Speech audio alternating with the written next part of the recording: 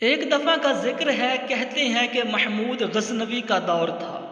एक शख्स की तबीयत नासाज हुई तो तबीब के पास गया और कहा कि मुझे दवाई बना के दो। तबीब ने कहा कि दवाई के लिए जो चीज़ें दरकार हैं सब हैं, सिवाय शहद के। अगर तुम शहद कहीं से ला दो तो मैं दवाई तैयार किए देता हूँ। इत्तेफाक से मौसम शहद का नहीं था।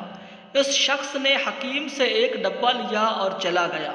लोगों के दरवाजे खटखटाने लगा, मगर हर जगह मायूसी हुई। जब मसला हल ना हुआ तो वो महमूद गज़नवी के दरबार में हाजिर हुआ। वहाँ अय्याज़ ने दरवाज़ा खोला और दस्तक देने वाले की रुदाद सुनी। उसने वो छोटी सी डबिया दी और कहा कि मुझे इसमें शहद चाहिए। अय्याज़ ने कहा कि आप तशरीफ़ रखिए, मैं बादशाह से पूछ के बताता हूँ।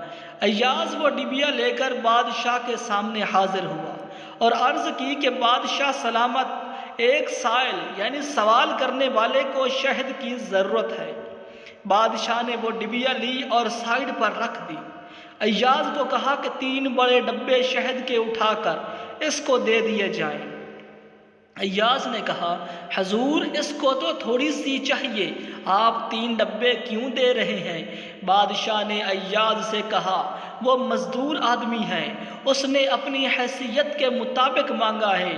हम बादशाह हैं, हम अपनी हैसियत के मुताबिक देंगे।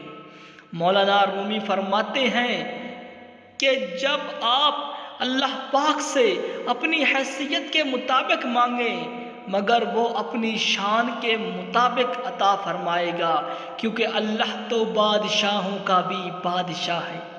अल्लाह ताला की ज़ात हम सब पर अपना रहम फरमाए, फ़ज़ल फरमाए और करम फरमाए।